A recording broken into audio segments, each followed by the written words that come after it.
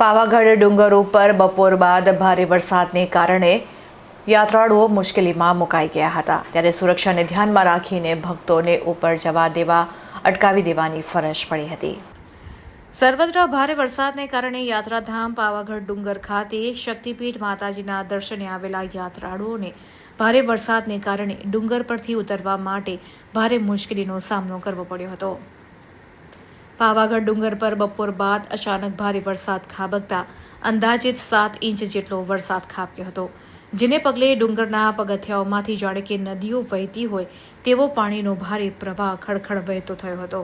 આ સમયે ડુંગર પરથી ઉતરતા મોટી સંખ્યામાં યાત્રાળુઓ ડુંગર પરથી ઉતારવાના માર્ગ ઉપર વચ્ચે રાખવામાં આવેલી રેલિંગના સહારે એકબીજાને સહારો આપી જીવના જોખમે તેઓ નીચે ઉતરતા હતા।